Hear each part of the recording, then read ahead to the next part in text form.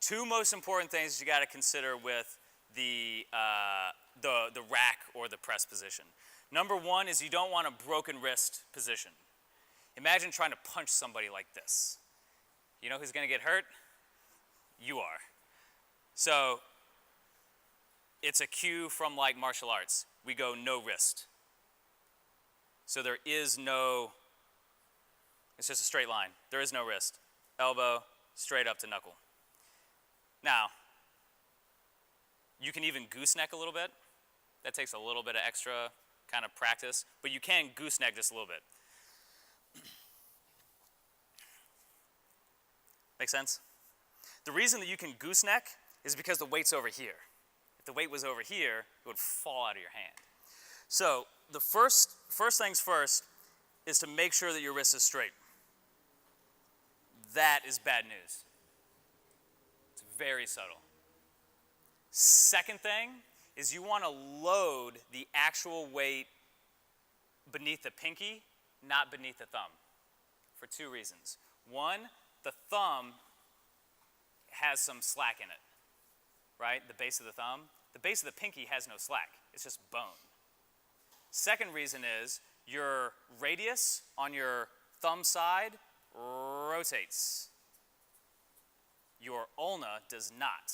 Your ulna on your pinky side is a more stable bone to load. So if I was to open my hand, you can kind of see there that the main pressure point is on this lower quadrant right there up underneath my pinky. I'm not loading the thumb side, I'm loading the pinky side. And that comes with a slight diagonal. So that way when I press, I'm thinking about pressing through my ulna bone.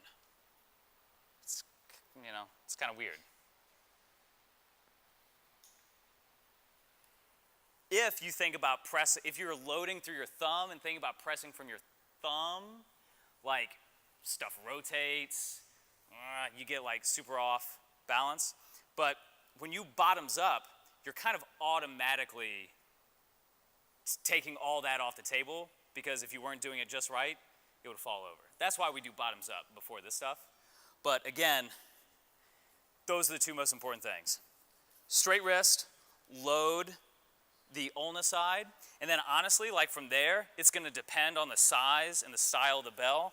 But what you might want to do is actually take your other arm and just move it around. Because sometimes bell might be a little bit over this side, sometimes a little bit more like on the muscle of the forearm, sometimes a little bit over here. You can just play around with it a little bit. Honestly, the way I hold an 8 kilo and the way I hold a 28 kilo is kind of different, just because of the sheer mass of the bell. Just keep practicing. Honestly, what you can do is just take a sock, cut a sock and just make a sleeve. Or there are kettle guards made for that, that are totally cool. Because even when you get all of your technique just right, it's just like anything else, man. When you're lifting weights, like iron against skin, it's just stuff is gonna like not feel good. And if you're not into having calluses on the top of your forearm, then yeah, just get a kettle guard or like a sock sleeve situation, and go from there. And that won't really mess with your mechanics or anything from there. Does everybody understand those points? Neutral or gooseneck, load the pinky side. Let's take 5 minutes, hydrate. We're gonna do a little workout session, get some cookies, and